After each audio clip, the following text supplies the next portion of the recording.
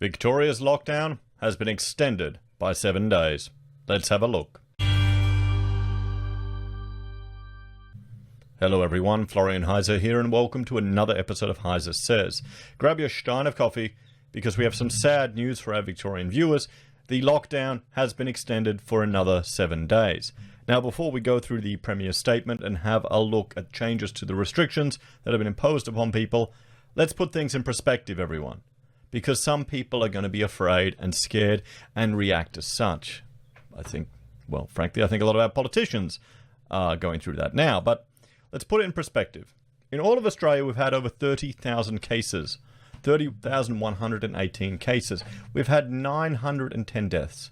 Now, it's tragic when people die, but it is a part of life. It's inevitable. We're all going to go through it one moment or another.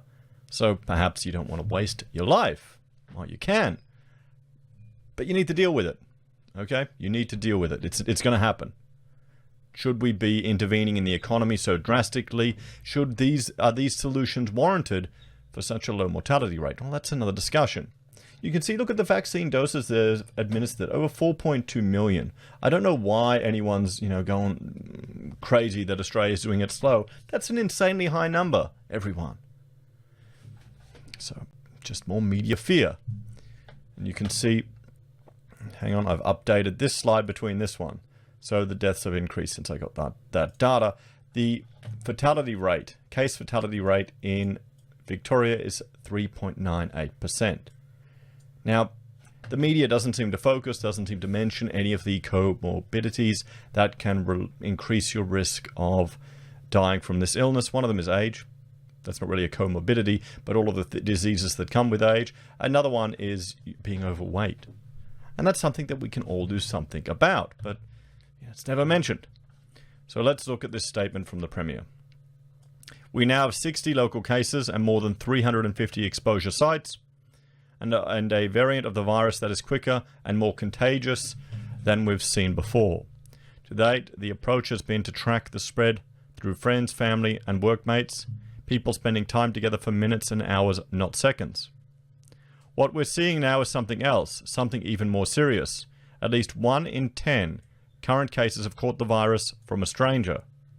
People brushing against each other in a small shop, getting a takeaway coffee from the same cafe, being in the same place at the same time for mere moments. Just walking past someone you've never met can mean the virus is jumping to a whole new network.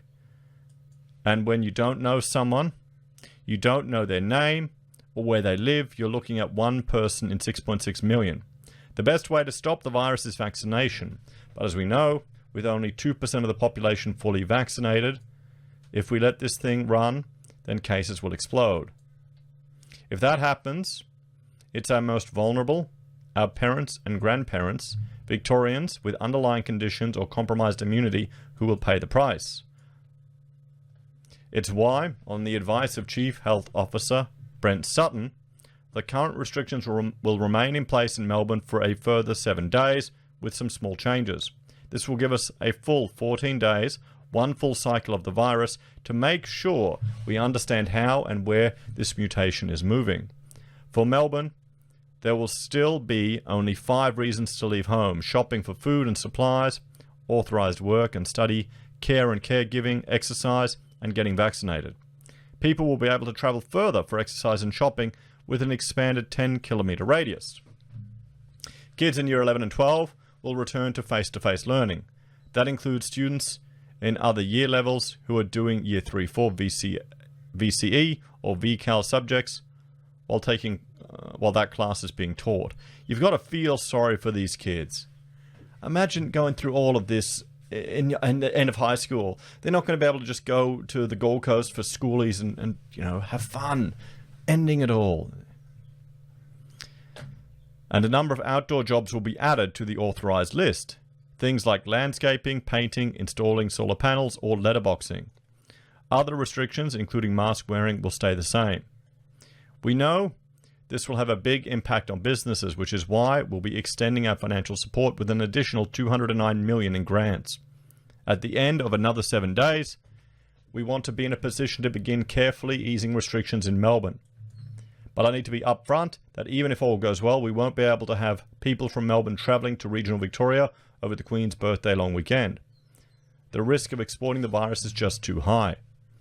With no community transmission in regional Victoria this week, regional restrictions are proposed to begin easing from 11:59 tomorrow night.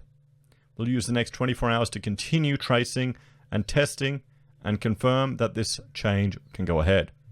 We need to be clear though, this strain of the virus means we can't just snap back to where we were a week ago. We have to make sure it's safe, and that means moving a bit slower. I'll say from the outset, this won't be what everyone hoped for, but these are the responsible and proportionate adjustments we can make now, while continuing to keep our regional communities safe. This means lifting the travel restrictions and the 5 reasons. All year levels and all students will return to face-to-face schooling. Public gatherings catching up at a public place like the park or the beach will increase to 10 people. Restaurants and cafes can reopen for a maximum of 50. Retail, beauty and personal care, entertainment venues and community facilities will also open in line with density limits. Religious ceremonies and funerals will be capped at 50, weddings at 10. We'll also move to work or study from home if you can. Offices will be capped at 50%. Things won't change. Visitors to the home are still not okay, and we still need to wear masks inside.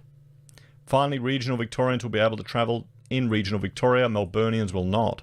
There'll be plenty more details available online about what rules are available for which parts of Victoria.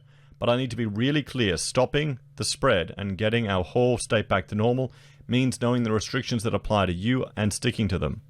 We've seen examples of people who left Melbourne, broke the rules and took the virus with them. We do not want that to happen again. To that end, most businesses that are open in regional Victoria but closed in Melbourne, restaurants or beauty, for example, must check the IDs of everyone they serve.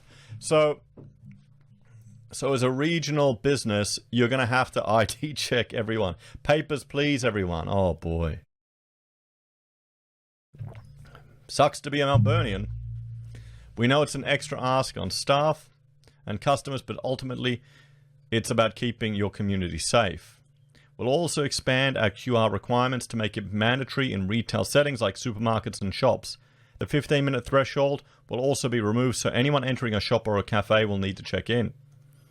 No one wants to be here. Well, that's probably why people are leaving Victoria. And I know this news will be tough for every Victorian, every family and every business in the state. But the Chief Health Officer has no choice but to give this advice, and the government has no choice but to follow it. Is that how it is? The government just can't question it. If we don't, this will get away from us and people will die. No one wants a repeat of last winter. To stop that from happening, we need every Victorian to follow the rules, to get tested and get vaccinated when it's your turn. We can do this, but we need to do it together. So, the restrictions have changed as well, everyone. Let's just have a look and highlight some of the changes that have occurred. So, interstate travel is limited to 10 kilometers, or intrastate to 10 kilometers from place of primary residence. That's the one change there. And what do we have? Education and childcare open to students enrolled in 11 and 12 and other students enrolled in Unit 3 or 4 of VCE or the final year of the VCAL qualification. No other changes. Indoor sports are still closed. Play centers are closed. Closed. General retail. All retail. So Service Vic, QR code app required to record attendance. So everyone's going to have to be using the QR app now throughout all of the retail in Victoria. No other changes. And what do we have here? Metropolitan Melbourne authorised providers and authorised worker list. Okay. Services connected with animal health, husbandry and welfare, including RSPCA, or zoos and nature reserves, animal sales, pet grooming, services that operate solely outdoors where physical distancing can be maintained at all times. Permitted for up to 5 people with an additional supervisor for business or an ABM. So outdoor maintenance and home renovations and installations. Home solar panels, pamphlet dropping. I mean, there you go, guys. There's if you're looking for work, go to the pamphlet dropping. Particularly for online businesses, I'm sure that, you know, why not? And what's this? Commonwealth. Okay, they're allowing regional courts to do some of the remote stuff. Landscaping and gardening. And that's it. So what are the solutions? What would I suggest? Number one, there needs to be public awareness of comorbidities. If you're overweight, or if you're obese or morbidly obese, you're 40 times more likely to be hospitalized. That's a fact. I mentioned that to a bunch of ladies at a church function. They all looked at me shocked. I'm saying, why isn't the government ramming that home? Well, if you look at our politicians, if you look at our leaders, I think I saw a video with Avi getting harassed by the coppers in Victoria, and I'm thought, wow, look how fat those cops are. Literally the stereotype of the donut eaters. I couldn't believe it. So, they've got comorbidity. Maybe we need to protect the most vulnerable and limit the economic impact. Maybe all the super fat cops that are at risk of getting this illness, maybe they should have to stay home in Victoria. Maybe all the people who are morbidly obese and diabetic, we need to look at methods to protect them and the elderly, rather than shutting everything down. It's a crazy thought. Watch the video I did called Disease Medication Measures, looking at just the letter and the arguments that epidemiologist D.A. Henderson wrote with regards to all of the previous hysterias regarding pandemics and illnesses and interventions that we've seen occurring now. Critical of them. His argument, he was there for the famous, well-known for the eradication of smallpox, everyone. And the number one way to address this is through a vaccine. It's not through lockdowns. But of course the media isn't helping that at all. And no discussion of comorbidities. We can't hurt people's feelings. Anyway, guys, thank you for watching. Sorry to all the Victorians that are having to go through this. Have a stiff upper lip.